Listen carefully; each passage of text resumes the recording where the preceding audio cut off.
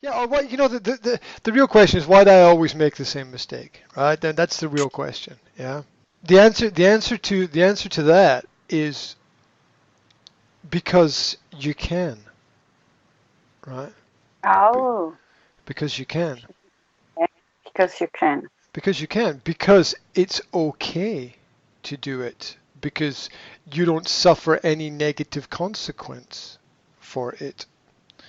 Where there is a Mhm. potential negative consequence, we modify or change our behavior. Mhm. It has a certain practicality to it. Um, but the it's like why do some people, in the extreme example, why do some people do criminal activities? Because they can, because they know they won't get caught. You do it Hmm. because you know that you won't get caught. If you think that you will get caught, you don't do it, right? Yes, that's true.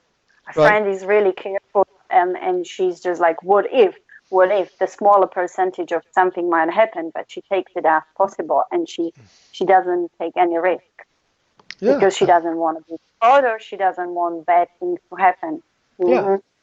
Yeah, and Hmm. in that aspect, we're social characters. We don't walk around in public with our finger up our nose. Okay, we don't do that, right? How, Um, however, if you have a quiet moment by yourself somewhere, you might be something up there. did I pick my nose? No, no, no, no. I, I just figure everybody's like that, right? Everybody. So that's just That's just my experience, and you get that from you get a bigger perspective when you're around kids, right? Because kids don't have that sort of barrier. They'll sort of be the same in all situations. So Hmm. I just figure people are like that. So yeah. So the reason why we have negative behaviors is because psychologically, deep down inside, we know that we will not suffer any punishment for that. Yeah. So if your partner has, as an example, if your partner has negative behaviors, it's essentially Hmm. because they know that, and this could be positive or negative. I mean, the positive side is that they know that you're comfortable with the negative behavior, but the negative side is that it's never going to change if you allow it to be okay. So, Hmm. so, so, so it's a difficult balance, but we like why do some people not worry about paying bills on time? Because they deep down inside know that they, for some reason, are not going to be punished for that activity at that time. Now they might get punished at a later date, but they believe that they can escape the punishment. Hmm. So that's why anybody does it. They believe that nothing bad is going to happen. Why do partners cheat on partners? Partners cheat on partners because they believe that it's perfectly okay. They believe nothing bad will Hmm. happen as a consequence. Um, and um, it's just the way that we're sort of wired in our brain that what we can get away with a lot of the time we will do, and that leads to a conversation with ourselves about what is the right thing to do in any situation, which is a moral question for the individual. But what was the question that you asked? Who is more organized? More Uh, organized. yeah.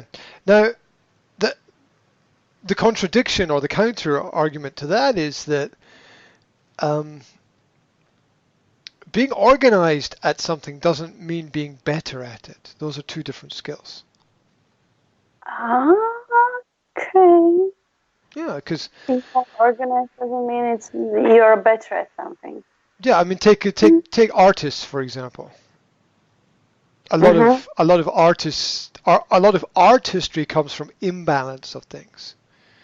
It's a chaos, it's a clash, it's a mixture, it's a mishmash of everything together, and they are able to use that to their advantage. People who love order fear chaos. Mm-hmm. Fear chaos. Yeah, a Mm-hmm. lot of people who love order fear chaos. Everything has to have its right place. Because you get away, you do what you will get away with, because there are Mm-hmm. things that are very important to my partner Mm-hmm. that she doesn't put in her calendar. And if I didn't remind her about it, she would forget about it. There are certain bills that need to be paid on certain days, right? And Mm-hmm. she doesn't write it down or make a note about it. And she can do that knowing that she's forgetful, because Mm-hmm. she knows that You, I will you. remind her about it. Mm-hmm. So Mm-hmm. there's no motivation to change or be better in that situation. Mm-hmm. Mm-hmm. At the same time, there's understanding that people are different and people don't really change very much. Um, but but it's interesting, because if we want to be better, we can't lean on other people. Mm-hmm.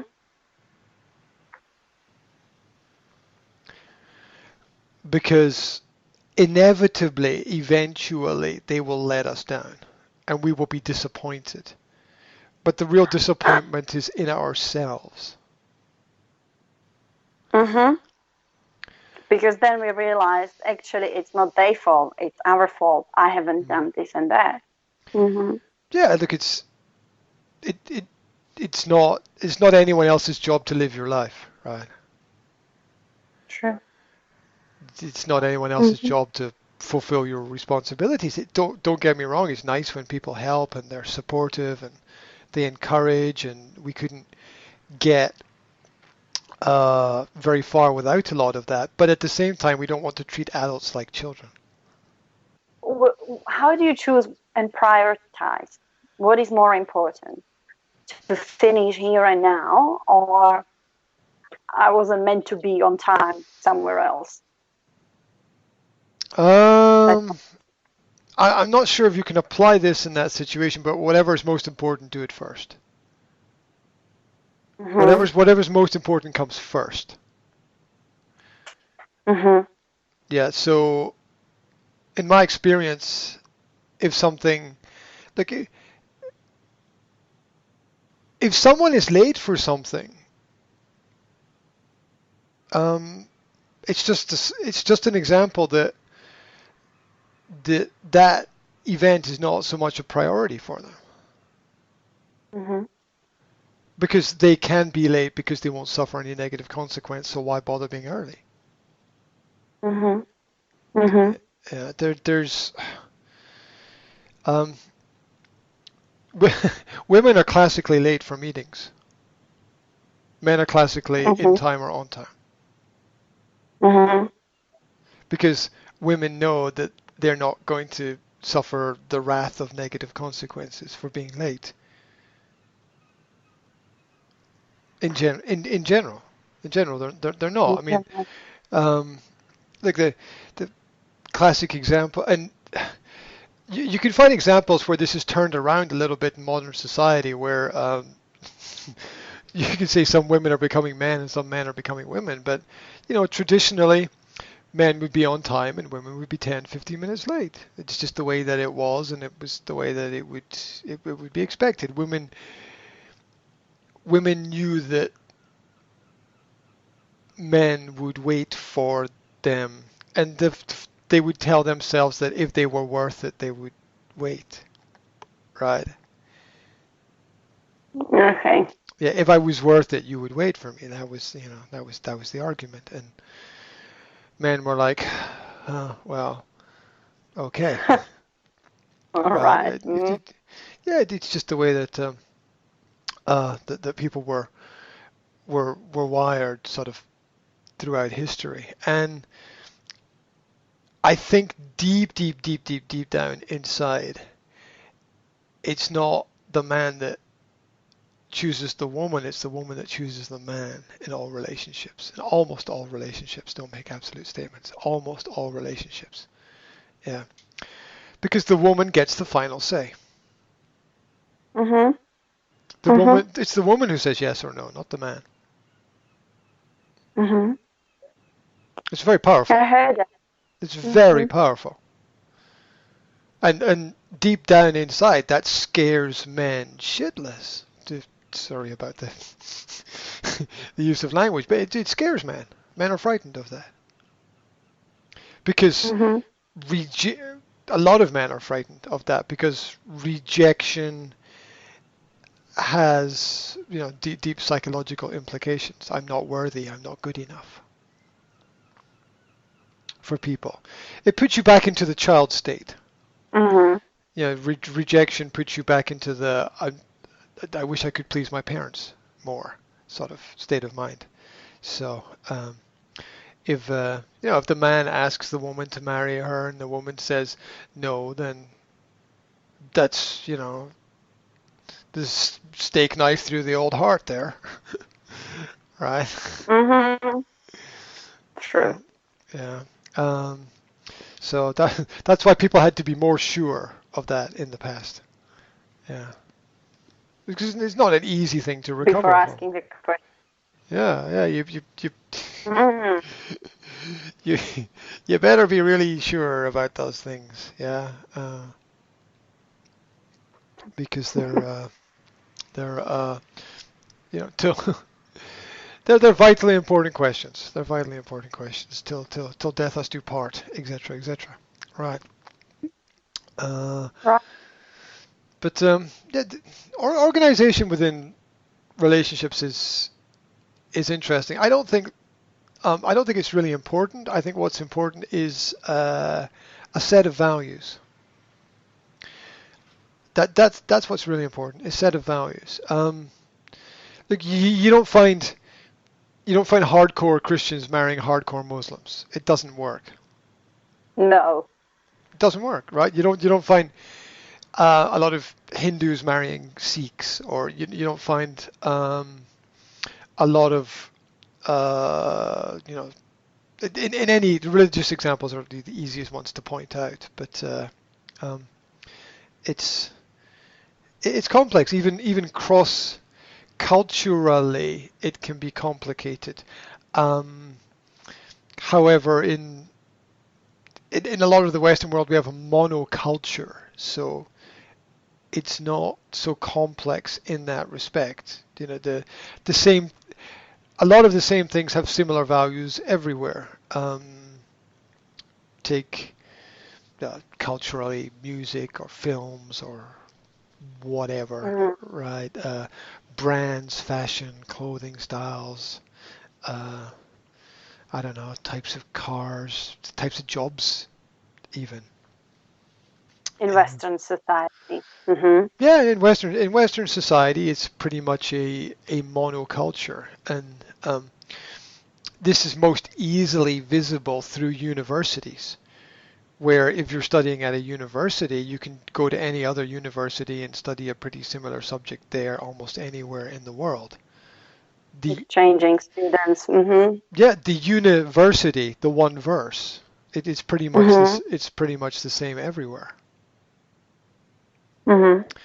Um, so it doesn't really make much difference. On one side, that's you could say that's a really safe environment, and that's nice. On the other, you can wonder if it's good that everything has become the same kind of vanilla flavor everywhere. Vanilla flavor.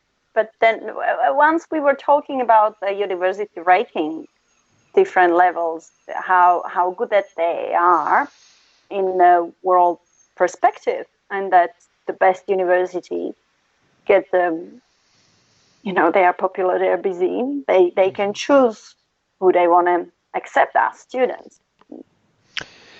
Yeah, um, that's if universities are relevant.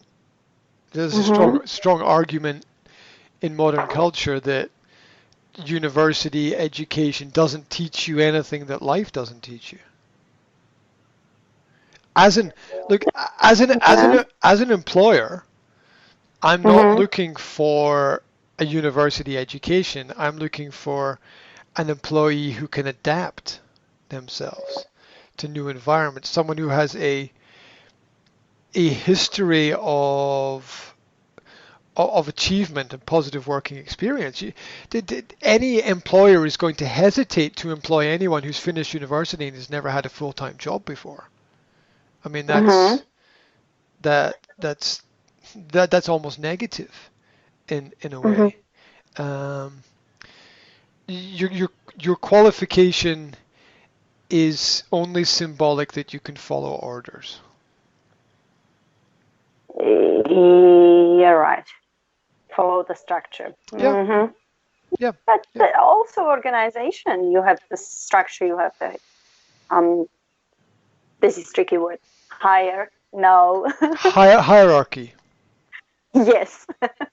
Mm. And studying at university, it shows that at least you're able to follow the order and it's like the ranks.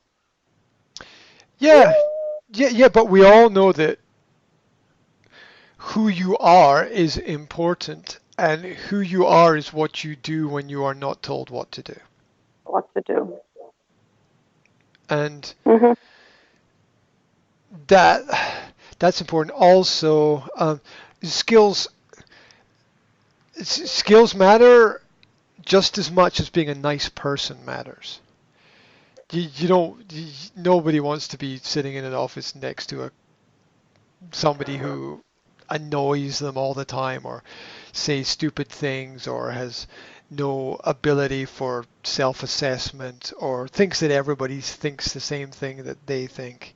Yeah, that's probably not going to get people very far. So yeah, those are the skills that are important, and just as much in human personal relationships as in business relationships as well. Mm-hmm. So yeah, so I interviewed this couple recently about their business, and one of my questions was, what is it like working together, right? Mm-hmm. You live together, you have family together, and you work together. Yeah. Now I can, because I've lived that myself, I can see all the great advantages. You're Mm-hmm. not. Well, the great advantage for me is you're not in a rush to get from here to there, Mm-hmm. right? It because you're always here, right? So there's you, you know the it always seems a bit abstract to me when people talk about the madness of the work, because it's just it's because I just find it hard to imagine in my own head sometimes. Just To because go there for work or yeah, that work is it's the work is there and not here. This is just that mm-hmm. principle is sometimes complicated in my head. Um, or that, as I've said before, that we work is simply creating the problems that we're happy to deal with.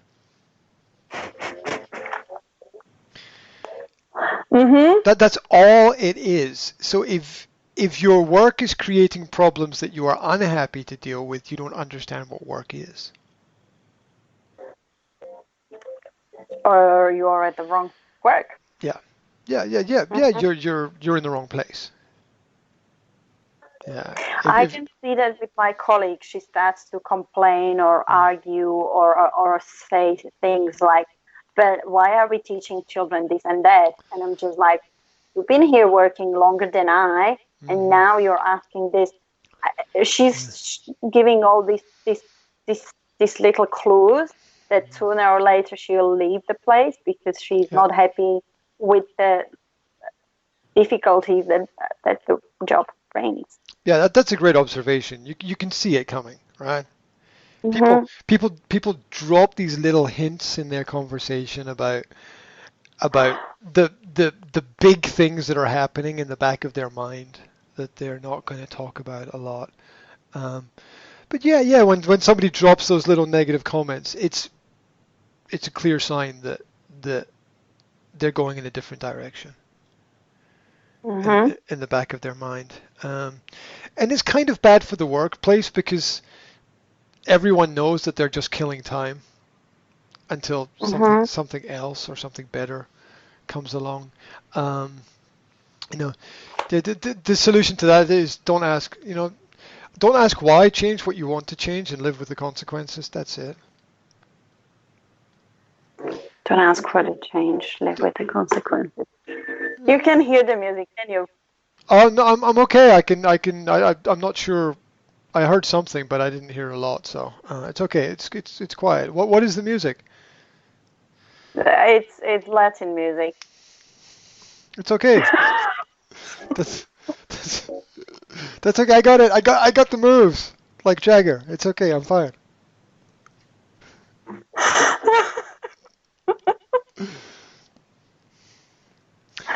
God. You didn't. Oh, You, I'm not drinking today, but I'm laughing very much.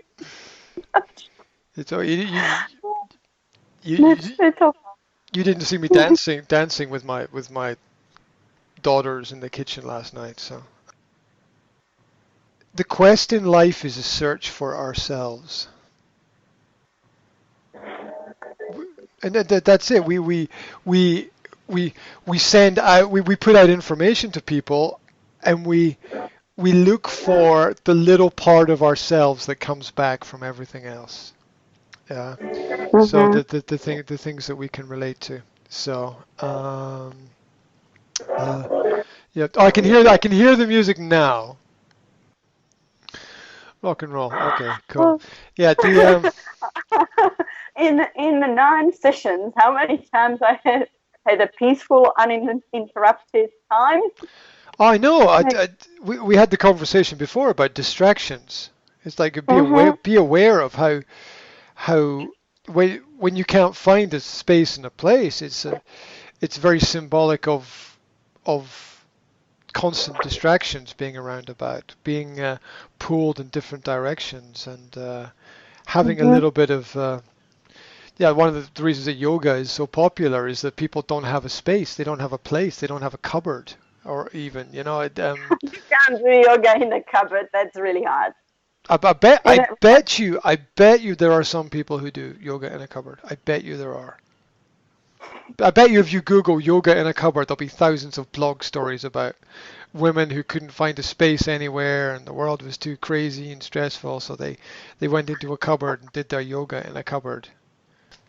It's interesting finding a quiet space or place. I think for for certain people it's absolutely essential for life. For some people it's not because we're all different. Some people love everything loud and everything big mm-hmm, and everything crazy. And at the same time some people love everything quiet. And I'm a person who likes things that are quiet. I am more centered. I focus uh, myself better in those kinds of environments. I think when you're tuned into life, you're sensitive to everything. I don't think you mm-hmm, can. You don't think you can shut out everything. Um, and why would you want to? If you're shutting out something, it's because it's not important to you, which means it doesn't matter, or it's not good to you, which means it has a negative effect. And I sort of don't want to live my life that way because I think too many people live their lives that way. They live their life shutting out the negative, and they miss a lot of good things because they're shutting out things. Um, I think in general you have to be as open as possible. And mm-hmm. I say this having 3 kids. 3 kids are not quiet, right? No, I can only imagine. Even no. Today I actually heard a child crying. Yes. I d Unless you've worked with children or had kids, it's really, or grown up around a lot of other kids, it's really difficult, I think to comprehend. I always say that the crying of other people's children is the most annoying thing in the world until you have your own kids. And then when you have your own kids, it suddenly turns from the most annoying thing to the most beautiful thing. And it's the same thing. Mhm. Yeah, and Yeah. that shows you how perspective is important. Mhm. And you know, waking up Waking up at 3 o'clock in the morning because your kids are crying and screaming and they can't go to sleep and they won't go to sleep and you don't know if they're sick or you don't know what the problem is and you try to help them and they just scream more and this is the shit that they don't show you on the internet, right? You know, when they talk about parenting and families and there's all those ridiculously stupid parenting programs that don't have any children in them. Any parenting program that doesn't contain children is questionable, right? Because you've got to have the reality of the situation there, which is that sometimes kids scream for half an hour, 2 hours, and they don't scream because there's anything wrong with them. They scream because it's some kind of developmental phase that they're trying to understand, and the world's complicated, and they're growing, and life hurts. So, that as adults, we internalize it a lot until we explode, usually. But yep. But kids. Like, I love the way my daughter will say exactly what she thinks, and it's your children are the children are often at their best when they're not listening to you.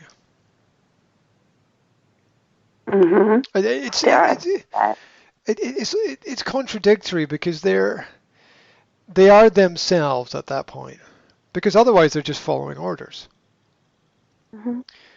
Oh, the children are so well behaved. That doesn't mean shit. Doesn't mean anything. You know, well behaved like soldiers are well behaved until they shoot themselves in the head because of the stress and the pressure. Right? So, that's the ultimate behavior, is being a soldier. And, more soldiers kill themselves than are killed by other people because of that stress and pressure. So, being well behaved, oh, your children are so well behaved. It doesn't mean much when it's in that kind of situation and the children are quiet. When children are openly expressively polite about things and very communicative, like my daughter will talk to anyone anywhere about anything, and it's not an issue or problem. I think that's a different kind of well-behaved because it's open. And this was reinforced for me when my son was telling me that he was unhappy about something, and it's good that he can express the fact that he's unhappy. Because the fact that a child feels comfortable to approach a parent and tell the parent that they're unhappy about something because they know that there won't be any negative consequence for that. There will be a consequence, but it'll be positive because the emotional state will be reinforced that it's okay to be you, basically. Because a lot of for a lot of kids, they're taught that they're subconsciously taught that it's not okay to be themselves because society requires them to be somebody different. But nothing could be further from the truth, really. So, it's hard because school's a progressive environment where things are changing and kids are developing as well. And so, the best kind of schools are the schools where everything is changing all the time, because there's usually some kind of growth and flow and development there. But then everything is changing. Children don't have that sense of security, and if they know what to expect, that also helps them to go through the day. They know the order. Well, it's a difficult balance. I mean, should you live in one place and have complete stability, or should you live in a variety of different places and experience change? And there's a high probability the for children, those experiences will carry later into life. If there are a lot of changes early in life, they will become comfortable with changes. Um, they will see reorganization as just the way that things happen Mm-hmm. naturally. Um, Yet again, there's another side, which is the fact that people can react against things that they don't like so much. I mean, I spent the first 17 years of my life living in one place. Since then, I have lived in, I've lost count now, like 30 different places, 25, 30 different places. Um, and so that's the complete opposite. You know, that's an extreme difference. And I don't know if it'll stay the same or continue in the future. I have no idea. Um, don't. Some things are planned, some things are unplanned. That's the way it goes. Well, didn't you say a long time ago you agreed about living in a different country each year or for a year? Yeah, yeah. I That's love. what I'd love to do that. Nobody was ever happy that they played it safe. Mm-hmm.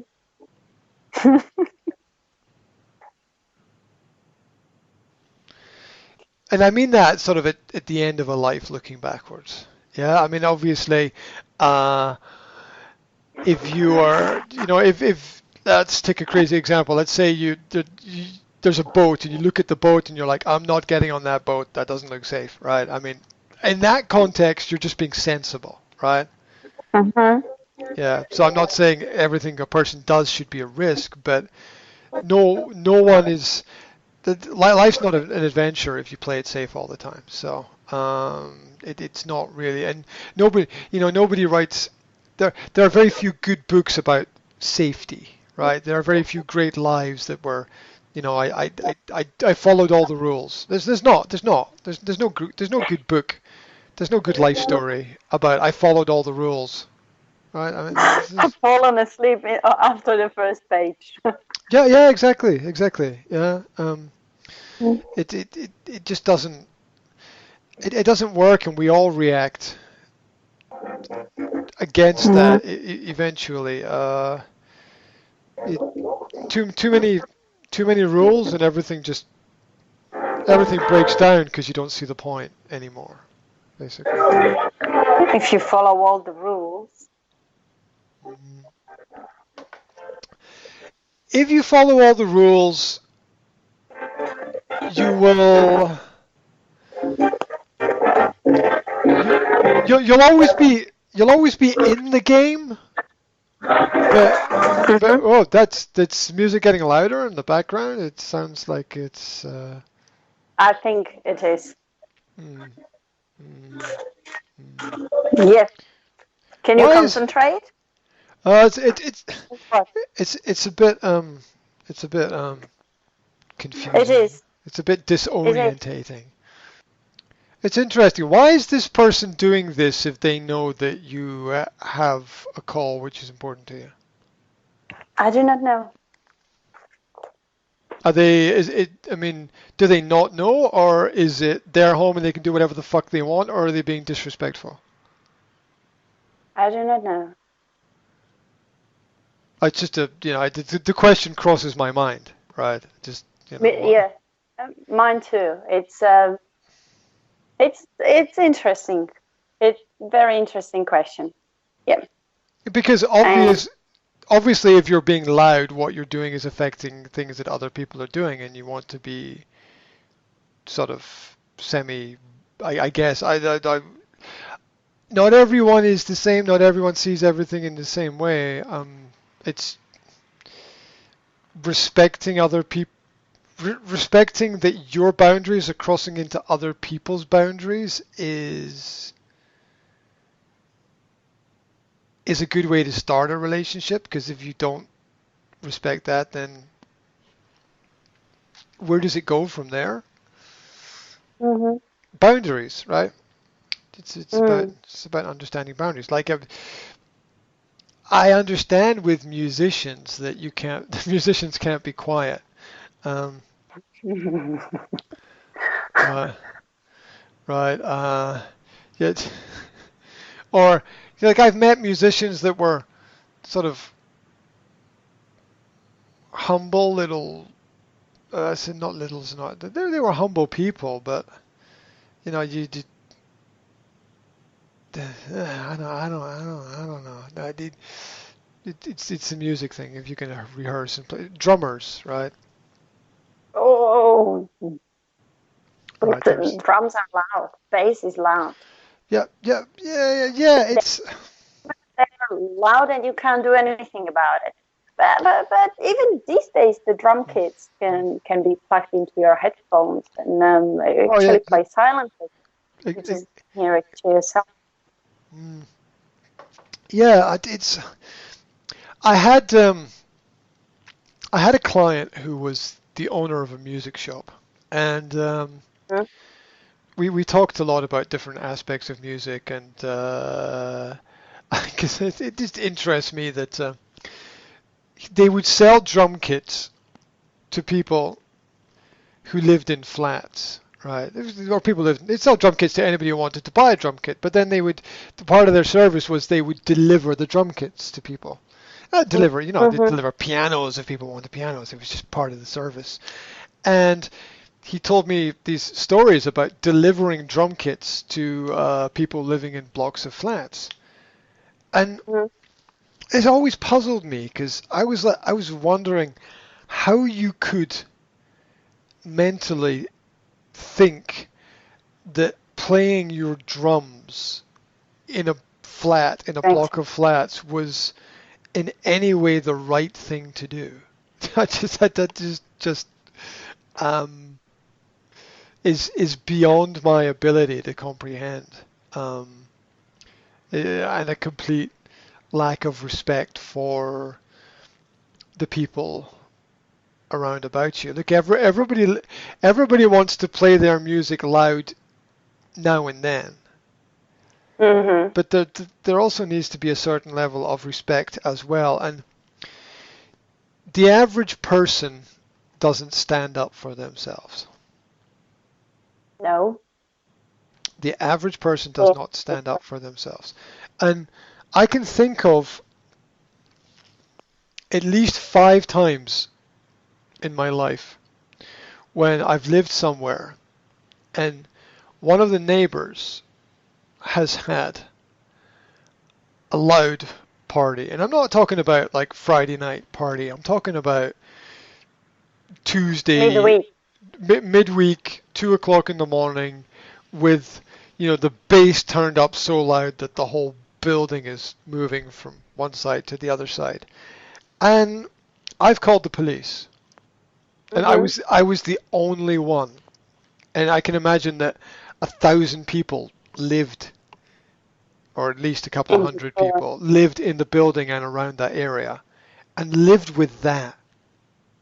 Mm-hmm. And I was the only person who called the police and said, "Look, that there's some guy having a party, or I don't know, guy, girl, what I don't know, somebody's having a party, and it's really disturbing, and I gotta Mm-hmm. get I gotta get up tomorrow morning and go to work and stuff, and there's no way I can sleep. And could you send somebody to do something?" So it's crazy that I'm the last person in the world that would go to the police if there was a problem, because I my experiences with the police have not been positive in general. Um, so That was the time when you had your dreadlocks, right? um, yeah, Maybe. yeah, there was a lot of that, but then I had dreadlocks for like 10 plus years, maybe 10 to 15 years. I had dreadlocks, right? And that's a large part of my life, so it's very hard to know if it was because of the dreadlocks or something else, right? Because it's hard to compare it with anything. Um, so so yeah, You would but most who most but you most to. sorry, most people do nothing. Mm-hmm. Most people do nothing. Like this is going back in time. I had girlfriends who had previous boyfriends who were they were really bad relationships, right? Yeah, Mm. and the boyfriend had hit them or something like that. Yeah. Um, in fact, just off the top of my head, I can think of 5 examples. Okay, of partners I Wow. had who had previous partners who had beat them up, right? And this is actually this is this is common. It's scary. People don't talk about this, right? People don't talk about it. Yeah. Um, but it's common for women to have had partners that have been physically abusive to them. It's scary and horrible, right? As well. And this is in a civilized world, right? This is in the civilized part of the world. It's maddening, and these girls lived with it, right? Mm-hmm. They lived with it as if it was okay. In fact, I had an ex-partner who had a new boyfriend who was physically violent to her and beat her up, and I had to go and talk to the boyfriend, right? That it explained to him that this is not, That's this is not. not, this is just not acceptable, right?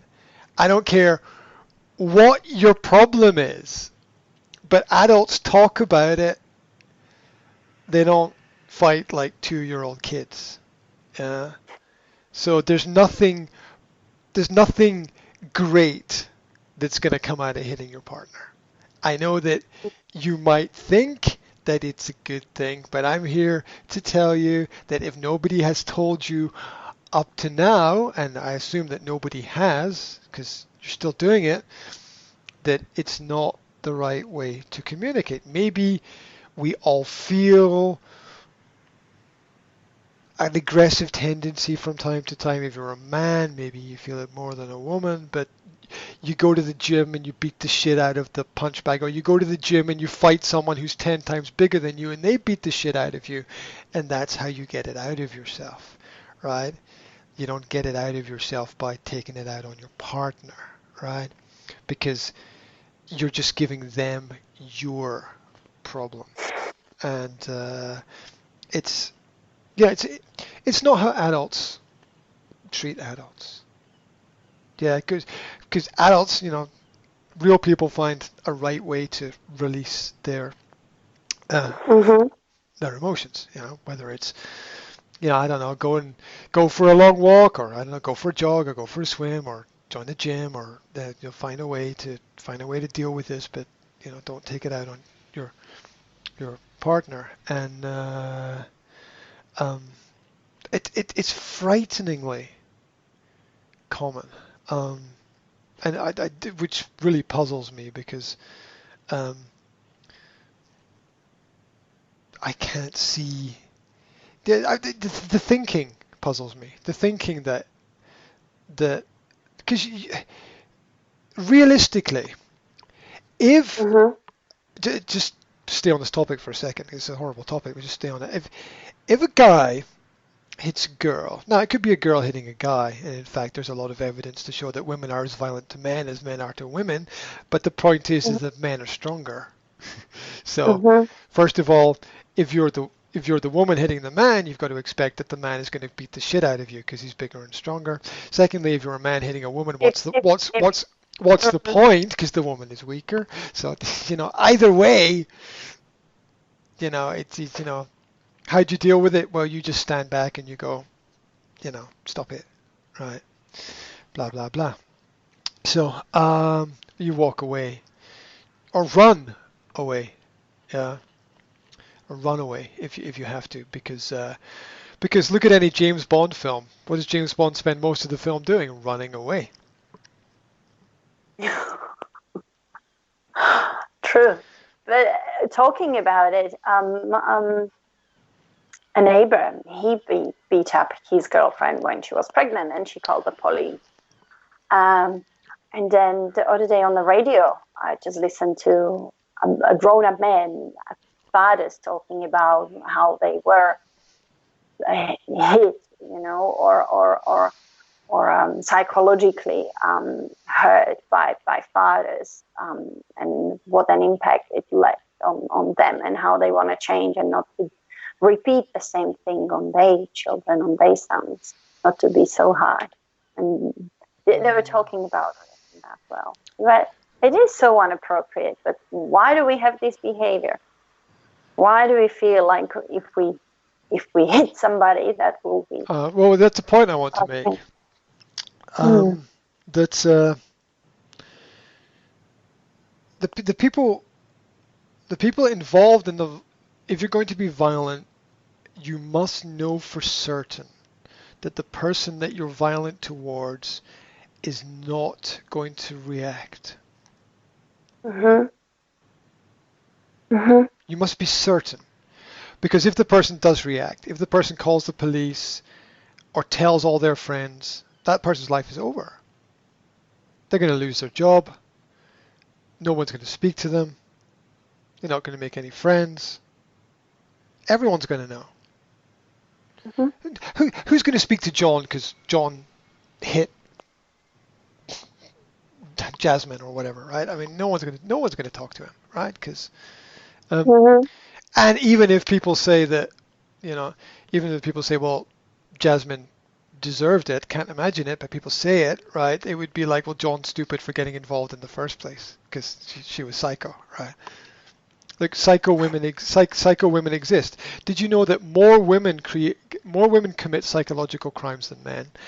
Did you know that in Europe's most wanted list of criminals, 9 of the top 10 are women? Women. Yeah. So, and statistically, women get punished less for serious crime than men. It's a fact. Oh. Yeah, look, if a man murders somebody and a woman murders somebody, the woman gets a lower sentence. Well, where is it? Where is the equal right? Well, thank you for understanding.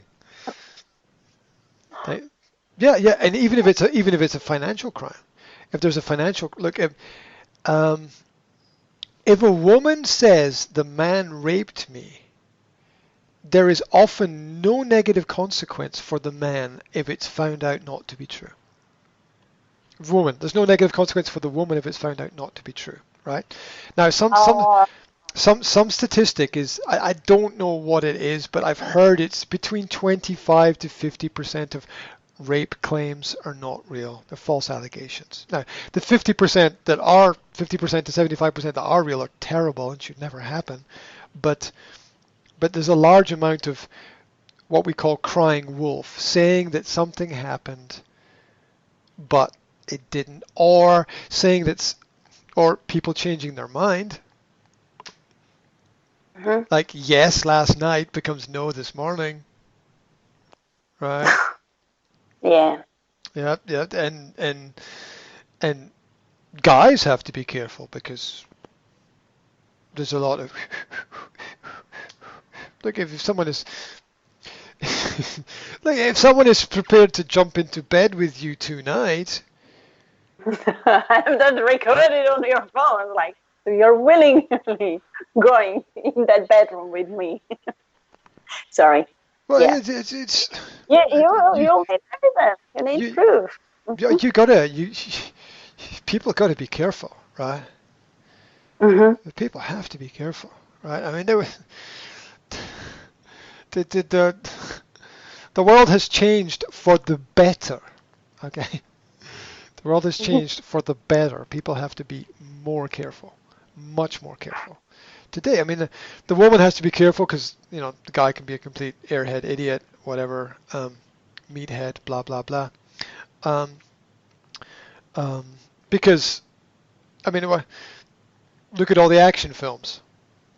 The women like a nice body, right? So, we're all attracted to beautiful things. That's nature, and so we have to be careful, and vice versa, right? So and who knows what the future is going to be for people, relationships, things. People, pe- I think people are often not aware of the risks that they're taking a lot of the time. R- Uncontrolled risk can be really self-destructive. Mm-hmm. Really, so people have to be careful. Uncontrolled risk can be really self-destructive if it's not I'm approached thinking in. about uncontrolled risk. Um, well, people thinking it doesn't matter. That's uncontrolled risk.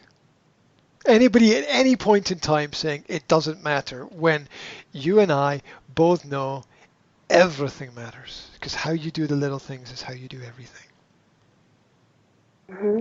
So anybody at any point in time saying it doesn't matter, you don't know that. Nobody knows that. You don't know. You don't know that it doesn't matter because the future hasn't happened yet. Nobody can say that. Nobody can say it doesn't matter Mm-hmm. because the consequence is not something that is easily predicted. I mean, saying it doesn't matter, that's a prediction. Maybe you're right, but maybe you're not.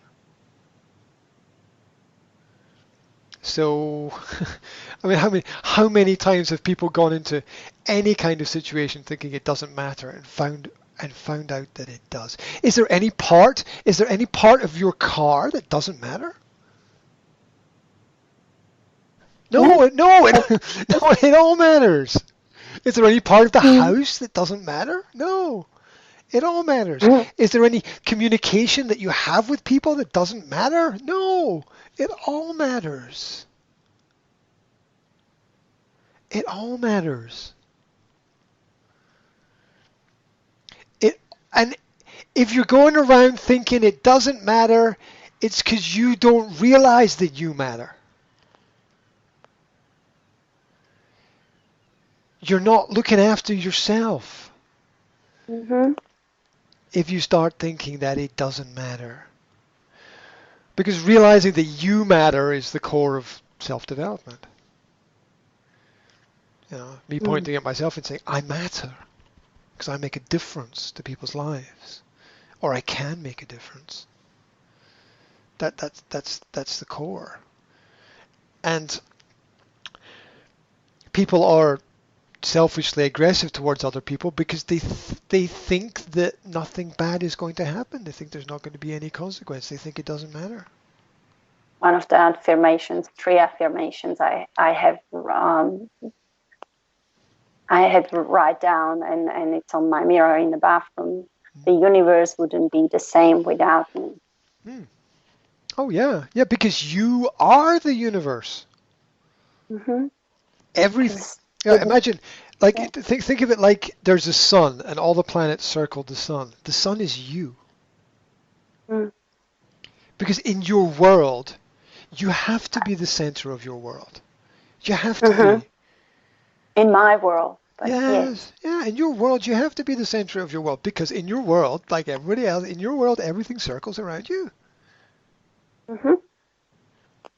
Yeah, and is in some way dependent upon you as you are dependent upon it as well. It's the balance of things. But in everybody's universe, everybody is the center of their own universe because they have to be because it's Mm-hmm. natural it's natural and um, when that answers the question, why are they like that? Well, they're the center of their universe, Mm-hmm. right? And they everybody everybody gets to play God with their own life,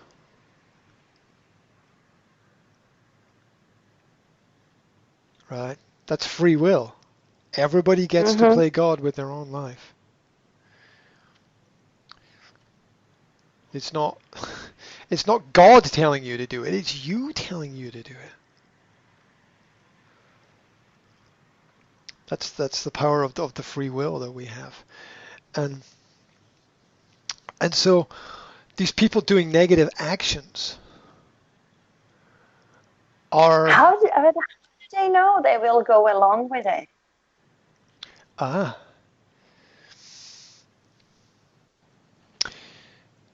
it escalates. Mm-hmm. Mm-hmm. Begins with little things. First, you steal the sweets from the shop.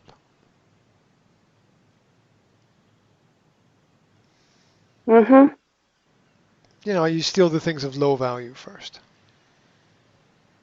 and then you Like work, that. and then you work your way up. Uh, Mm-hmm. how are they able to do it?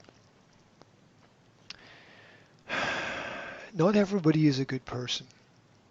Everybody Mm-hmm. likes to think that the core of and everybody is something beautiful. Uh, maybe there is once you dive through everything, but that's not going to be discovered within some people's character or personality. We have prisons for a reason, and that's reflective of how society is. Yeah. Um, communism, equality doesn't work because it doesn't deal with the dark part of human nature. Mm-hmm. If you assume everyone is good, you haven't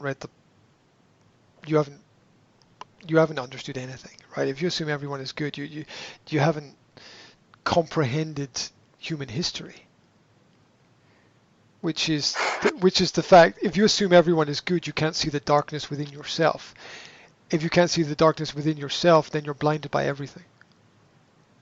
Mm-hmm. Yeah. Think about the logic of this. Somebody says there's good in everybody. Well, yes, there is, but if somebody says everyone is good, it's like, No. are you good within yourself? Have you examined yourself? Because that's the first thing that one of the first things that the Bible teaches us is to look within yourself. The person without sin will throw the first stone. It's like nobody throws any stones because nobody is without sin, right? So it so understanding that is the first part. The second part is um, there are certain types of people who are predators. Now, how does the lion catch the gazelle? Well, the lion or lions find a herd or pack of gazelles and they look for the weakest ones. They single out the weakest ones, very often the That's youngest. how to say, yeah, succeed. Yep. And All the they sick one. Mm-hmm. they isolate them and then they attack. Mm-hmm. Some people do the same thing within society. They will predators will seek victims. The victim is already a victim before the predator even enters the picture. They're already a victim. They don't know it, but Mm-hmm.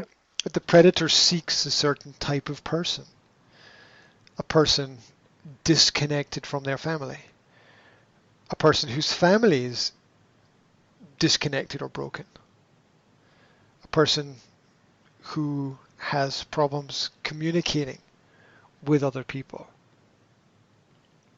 a person who is frowned upon, ostracized, um,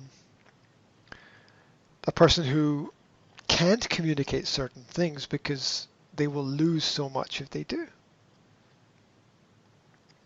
Um, I think one of the things that I said before probably was that success isolates people. So if people think that when someone becomes successful, it will open doors for them. It opens some, but closes more because of the isolation that people have when they're successful. And how do you get around that? Well, transparency, right? Mm-hmm. Just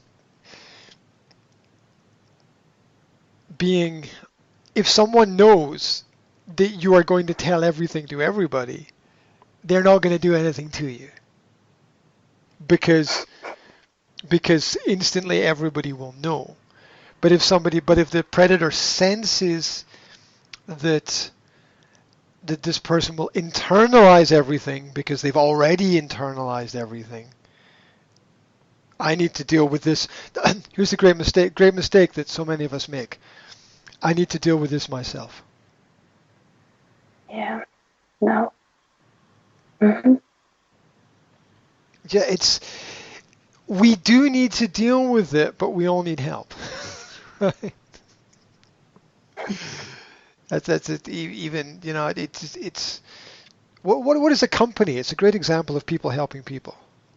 What is a great company? It's an example where the leader of the company knows that they can't do everything themselves. Mm-hmm. Steve Jobs. So they Steve Jobs. I don't employ experts to tell them what to do. I employ experts so that I can learn from them. Mm-hmm. Yeah, so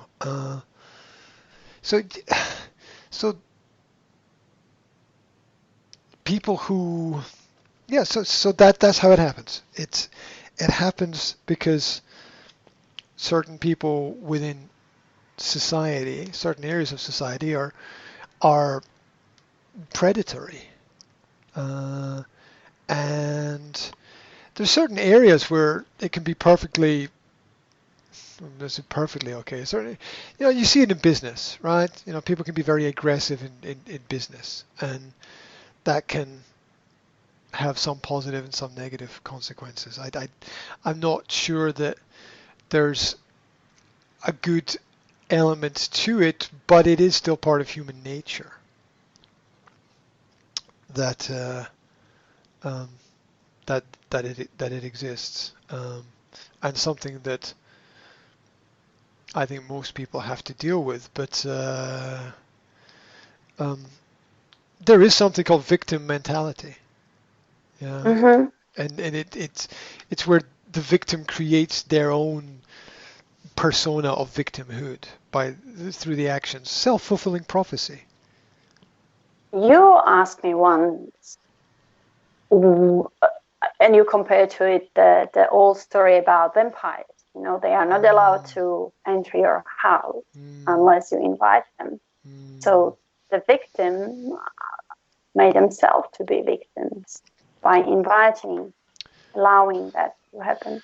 Yeah, and the vampire is, the vampire knows the rules of the game, right? Yeah, the vampire knows the rules of the game. Welcome to my castle. Come in. Make yourself comfortable. Would you like a glass of wine? Mm-hmm. Right? It's an interesting world. Yeah, people.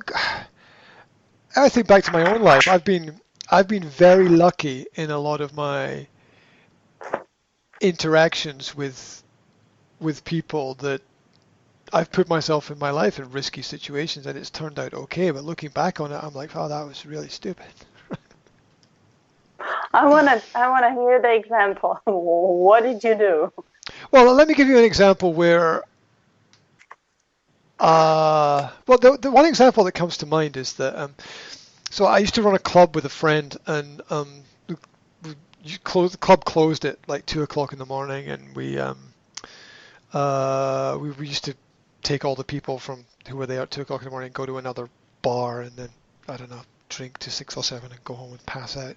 And so we got to this. We go with a group of friends to this other bar, and at like 5 o'clock in the morning, we walk in, and some of our friends are sitting at one table, and there's a couple of other tables, and I walk in with two friends, and one of my friends puts his hand on my shoulder and he says, "Don't go in." And I'm like, what? And he said, I know the people at the bar, and they're not good people. Don't go in there. So his radar was do, and mine was obviously, hey, let's all party and be friends and have fun. And his weird. Yeah, and his radar was more focused than mine, obviously. And our other friend said, I'm going to go to the bar and order a drink. And my friend said, no, don't go. And my friend said, I'll be okay, I'll be fine. So he goes to the bar, and So I'm standing at the door with my friend who's like trying to pull me out of the bar, and my other friend goes to the bar. He goes to the bar to order a drink, and somebody taps him on the shoulder, and he turns around and he crashes his head with an ashtray, and then punches him in the face. Yeah, and my my other friend is like dragging me out the door. He's like, "Get out of here!" Yeah, and what's that? That's the first thing that comes into my head about being lucky at certain times in my life that I put myself in. That's a simple example, right? I could tell you about the time I stole a car, but I'm not going to tell you about the time I stole a car.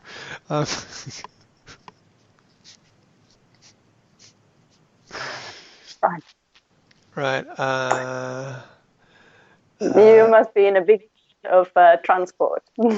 I I did return it a week later.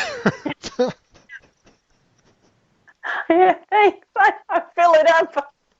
Full to full. Thank you so much. Right. I've been waiting for 20 years for that to catch up with me, and it hasn't. So that's bizarre. Maybe one day. We never know. Yeah. We never know when things are going to catch up. I got accused of kidnapping a girl once as well. That was interesting. I know. It's a funny world, I tell you. Yeah, it's. I don't think people realize how close they are to the edge sometimes. I mean, I've had a number of, I wouldn't say close friends, just people I know who have been in prison, and in their lives it happened like this. You know, one day they're living a normal life, basically next day they're in prison. And it can happen to sort of anybody at any point in time, and that's why I don't think people should live in fear of that. I think people should be relatively sensible and careful about a lot of a lot of elements. It's people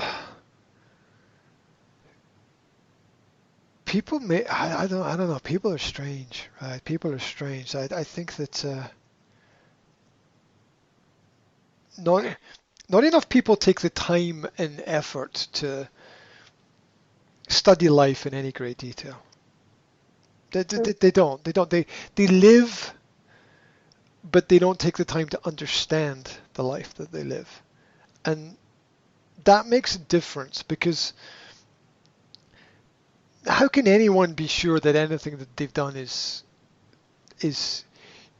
useful or relevant or progressive or beneficial? It's really, really hard to make that judgment unless you're able to have self-assessment and look at what it is that you do. And we're all our lives constantly blind us to so many things, and I think that the human consciousness is like that as well, because you forget like 80%. You don't forget, you just don't focus on 80% of what happened yesterday, and then you forget 80% of the 80%, and you have to focus on small things in order to get through and be successful with everything. And it's key to understand that you have to focus on small things, but don't let that define you, because if you focus on the wrong small thing, it can mess everything up as well.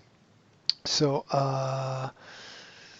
it's yeah, I've had my share of risk in my life, and I think that I was very lucky to navigate everything relatively well, and I don't think it was a conscious realization in navigation. I think it was a extreme reaction to things that I've been through that caused me to wake up and realize that there's a lot of, like most people, like 9 out of 10 people are unaware of things, just unaware. And I find that curiously and constantly interesting. that people are unaware. Not that they need to be aware. I just find it interesting that they're unaware. Like, where did this building come from? Who built it? How does the heating work? Why is that statue over there? Who is that person? People are just like, people are unaware. They're not aware of things. So busy managing their own insecurities, right? Mhm. But once you get beyond that, you begin like this.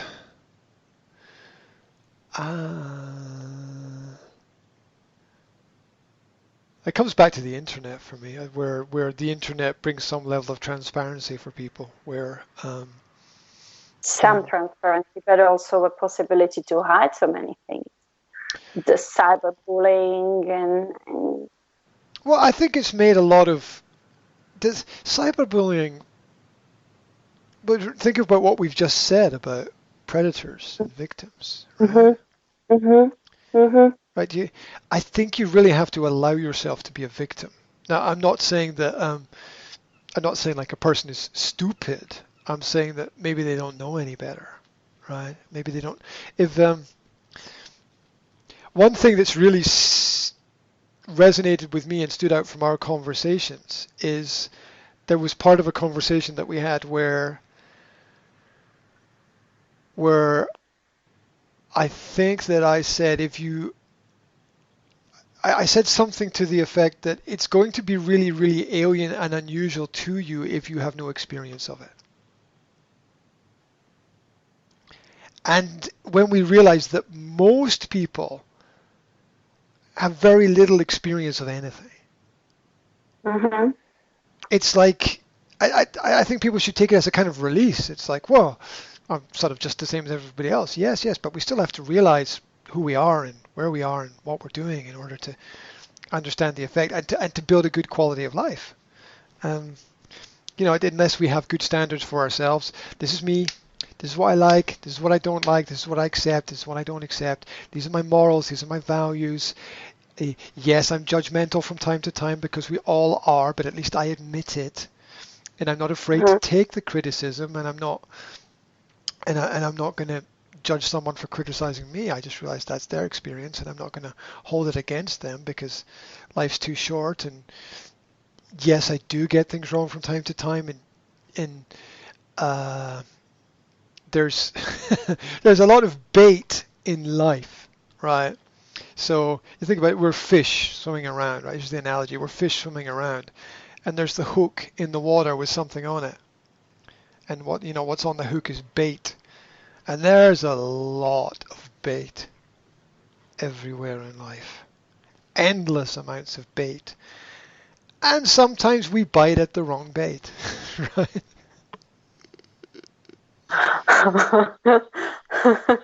We just do. It's everywhere. It's unavoidable that sooner or later, at some point in time, someone's going to say something to me, and I'm going to go boom and explode in some kind of way, and that's going to be a reflection of me and not them.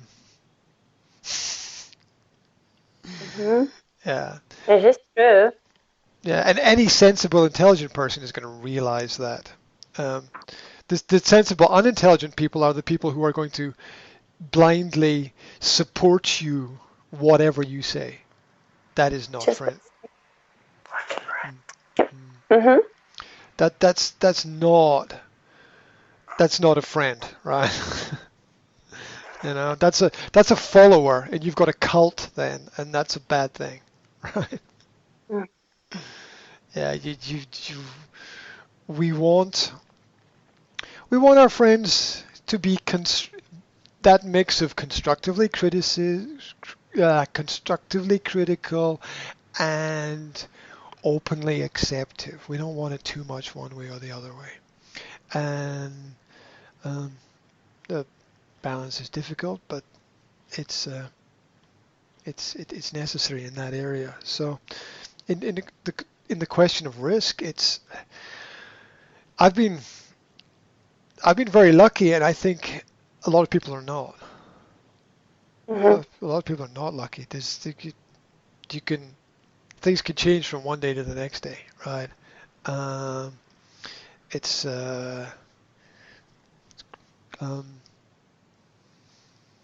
crash course for some people. I wrote about this a little while ago. For some people, life is a crash course, and that's just to see how many you can survive through. Oh, what about relationships? Isn't that for so many people? It's like it's like cars bashing into each other, going around a track constantly. And seeing how many you can survive, and that's just so wrong. It's just so not because that's how I lived part of my life, and I look back on it thinking it was a giant fucking mistake, right? So,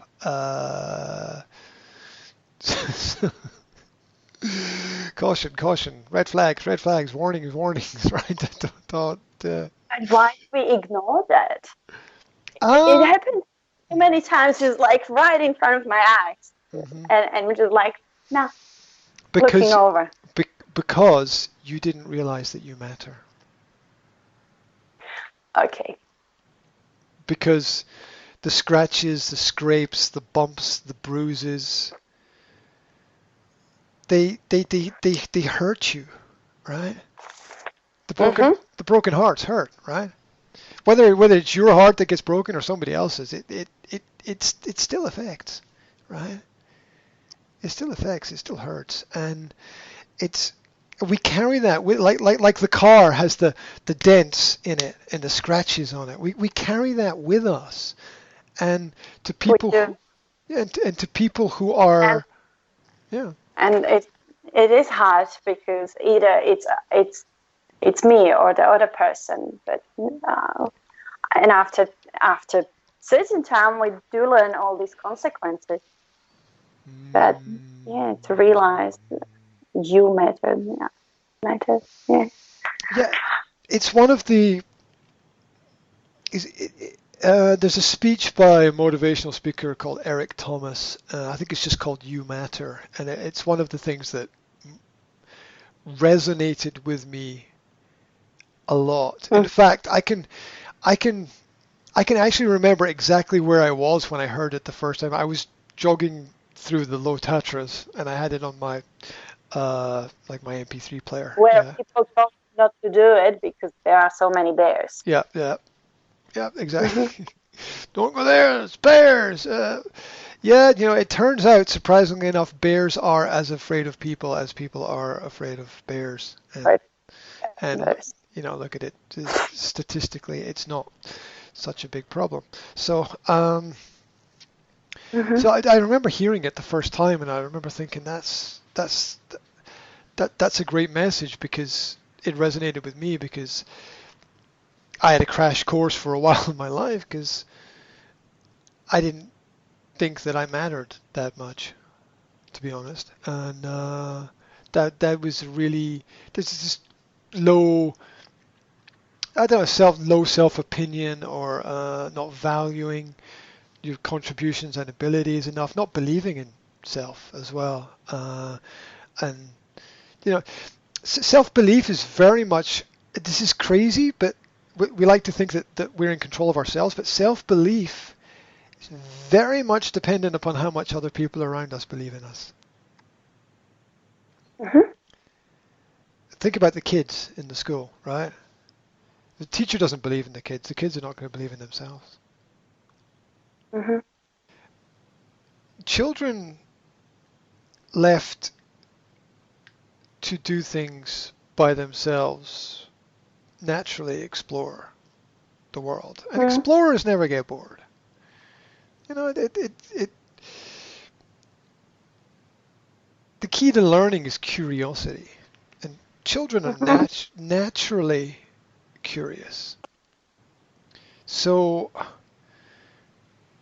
boredom means that there's not the freedom to be curious about things. And it basically means that boredom exists because you want to be somewhere else. Either physically or mentally, right? You just want to be somewhere else. That's what boredom is. It's it's usually caused by constriction or limitation, usually caused by rules and regulations. Yeah. Um, some of which are clearly visible and some aren't. And I think I wrote a poem when I was a teenager, and I think a line in the poem was, the boring mind breeds boredom. And what I meant when I wrote that was that it's a lot to do with what's happening around about you. Yeah, we think of boredom as I'm bored, but like the world's an interesting place, right? Mm-hmm. So what that is it's almost a struggle or fight with yourself to actually get to where you want to be, or maybe even where you need to be. Maybe you need that sudden I'm bored to make you click that you need to change something that you're doing. Right? I mean, it could have a positive effect. You could be sitting in work one day and just go, I'm bored. I've had enough of this. I need to go do something else. And maybe it's for one day, maybe it's for 1 year, maybe it's for the rest of your life. But it's realizing that it's a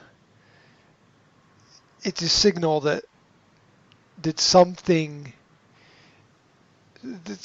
needs to change, and it's usually a result of rules that you have to follow that don't make any sense. Where nothing makes any sense, your brain shuts down. When your brain shuts down, you stop being creative. When you stop being creative, you start getting bored.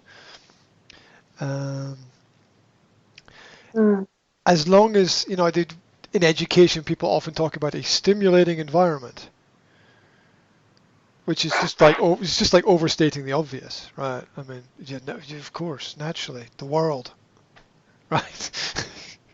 Remember to create a stimulating environment. It's like saying remember to put one foot in front of the other, right? It's just obvious. Yeah, it's remember to put your clothes on before you go outside. Yeah. Okay. A lot of education is that. I mean, you go to any education conference, and it's just everything that's sensible and practical, right? That's all it is. It's just everything that's sensible and practical, and we seem to have forgotten everything that's sensible and practical. Yeah, like do we need to do this? Well, obviously, right? This needs to change. Not everyone gets it. Yes. Yeah. Obviously. Yeah. Or we can try and then learn the other way. Yep. Yeah. This didn't work. Well, I have to change something. Oh, absolutely. I think that that great things come from the responsibility of freedom, and that's how we grow and develop. So it's too easy with schools to point at the school and say, oh, well, my education was bad. It's like, what's your life, right? Mm-hmm. If you know what's wrong, go and change it. Go and make it better. And if you're not interested in making it better, shut the fuck up, right? Because life is only changed by action. Yes, actions are a result of our thoughts, but if if if it stays in your head, it's irrelevant because it's not communicated to anybody. Mm-hmm. The shit that you think about that you don't tell anyone about is completely irrelevant to the rest of the world, and nobody cares. And quite rightly too, because nobody knows. That is bringing me back into the victim and predator, because they do say and don't tell anyone. Oh, no. What could be for? How can you improve things if you don't communicate about Exactly. what's happening to you? Mm-hmm. Oh my gosh, don't put that on social media. Well, if it's real, if it's real, put it there. Let other people decide what they think. That's fine. Let other people, Yeah, like I said, you know, we are fish, and there are hooks, and Yeah, but there's bait everywhere, right? which one you choose? Yeah. Yeah. Which what do you and if you get deeper into it, you realize people are programmed to that they're sometimes self-programmed, sometimes they're programmed by society to go for certain pieces of bait, right? Or you know to attack certain things or ideas or people. People don't have people don't have a great comprehension of history, and you know that's most people don't. That's a tragedy because understanding general history, I think, leads to us understanding our own history as well, and that is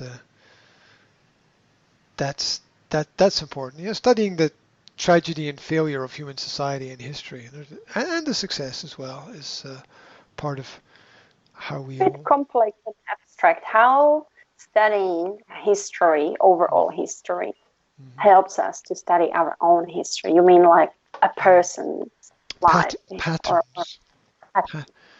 Patterns. pattern? Yeah. If something repeats, and you know, I've heard human beings described as repeaters because we have our Oh habits. yeah, in Yeah. everything, and we Yeah. rediscover and in inventions. Oh yeah, absolutely. Um, yeah, there's a lot of rediscovery in life. Uh, Research. It's a great word. Research. Search. Yeah, Mm-hmm. to search again. Mm-hmm. Um, for things. Yeah, you can one side you can say, well, it's to repeat things again and again to see if we get the same results. Okay. And on the other side, it's like, well, to find what we lost. Mm-hmm. Mm. Mm-hmm. Yeah, if you look back through history, there's enough out of place artifacts to make us question everything. There's enough strange things around and about. Um, if you dive deep enough, and we're still discovering things. We're still discovering things, and we 100 years ago we couldn't fly, right? Just over 100 now. Like Mm-hmm. that's just impossible. You'll never be able to do that. And then we discover we can, right? Yes. We can. So what else is there that we will have the ability to discover? You know, factor into that human limitation. Um, we know that there's much more in the universe than we can comprehend. We know it. Yeah, the visual spectrum is limited. The human senses are limited. They're limited for a reason, because we go crazy if they were unlimited. Right. Right. Mm. And so once again, anyone who thinks that they know what's right for everybody, it's They're totally wrong. usually, yeah, Mm-hmm. almost almost always, because you're going to encounter people with completely the opposite habits. And you're going to encounter people who are not ready as well. Mm-hmm. Some people are just some people don't progress because they're never ready. They're never prepared for it, right? Why am I never successful? Do you prepare for success? It's, Mm-hmm. Mm-hmm. you know, Yeah, preparations behind everything. well, this is a belief I have. I believe that everybody always finds what they're looking for. I believe everyone always finds what they're looking for. Always. So in the on the page 19. Yes, exactly. You're not the center of the universe, but you are a center of your own universes, and world is Ah. constantly changing. Mm, But we will find what we are looking for. Don't mm, be afraid. Hmm. Yeah, I think that people have a very bad way of communicating to other people what they're looking for. I think that people communicate what people often communicate to other people what they think the other people want to hear. Uh, yeah, we travel the whole world to find what we have at home. So it's it's interesting. A way to just as the example with your boss and the question and answer is sometimes I don't do this as much as I should, but I know it's a good habit. It's sometimes nice to ask people, does that answer your question? At the end, if Hmm. somebody asks Hmm. you a question, and Hmm. um, I sometimes use Because it. obviously you experience that. Yeah, it's like you start to talk about something else, but that was not what the person meant by I've that just question. I have a constant fight with that personally. I have a constant fight with it I because I'm always looking for the grammar mirror, which is the question has to answer the question. No, sorry, the answer has to answer the question, right? The answer has to it's so important. The answer has to answer the question. It sounds logical, but it doesn't work like that because at least half the time when I ask a question, I get the answer to a different question. At least half the time. I get the answer to a Hmm. completely different question. Um, um, at least Oh. at least half of the questions I ask, I say, that's a really nice answer, but it doesn't answer my question. At Hmm. least half. And this, it, interestingly, it doesn't happen with us, but it happens with my other clients. Um, so I find that if I ask you something, you're able to answer it quite succinctly and clearly, which is nice. But with other clients, I will ask them a question, and they will take me on I don't know, they'll take me on some fairy tale roller coaster ride somewhere, and at the end, and they'll last 5-10 minutes, and at the end of it, I will say, "Thank you very much." Now, the question was, blah blah blah blah blah. Okay.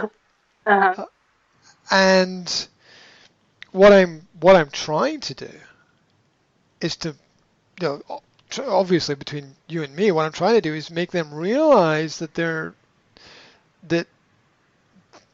if they misunderstand me and my communication is clear, what the fuck is happening in their lives with other people, right? And I'm here and I care about the communication, right? I'm all for let's get it all clear, right? So that it's clear for everybody. But and if I'm working hard on that and I'm not getting clarity, what the hell are your other relationships like? Do you have clarity in any of the relationships? I mean, this is what crosses my mind, right? And obviously, I do it in a slightly more subtle approach in the sense that I repeat the question again and again and again, and then I say, don't forget to listen back to our conversation when we're finished.